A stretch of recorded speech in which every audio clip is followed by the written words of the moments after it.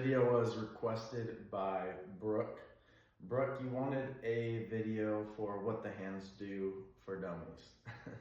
The hands are a fun part in golf just because a lot of players say that they play the game with their hands.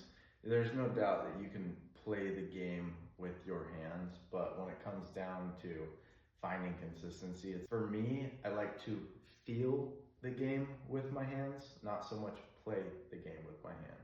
Feel meaning by that's what's touching the club, right? So that's where my feel is at.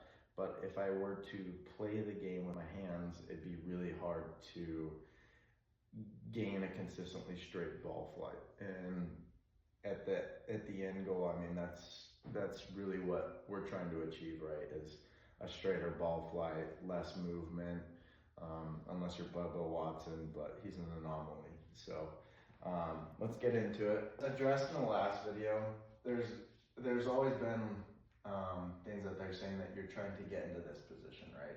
Where you have this nice angle right here.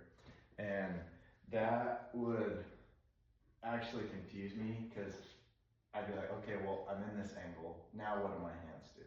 Okay, then I'm here. Now what do my hands do? And I just find major inconsistencies. I got good, but I still was unsure as to how to not hook the ball or accidentally block the ball. And it's just because your hands don't sync up with the speed of the golf swing. Especially if you have a faster golf swing, it's harder to stay consistent, especially if you're trying to time your hands perfectly at impact. I mean, just the odds of you playing a full 18 holes consistently without those wild sporadic misses, it makes it a lot more difficult. And keeping the ball in play is one of the most important things that you can do. And then obviously greens and regulations and just making a few putts in. So essentially is your hands, they can do a lot in the golf swing, right?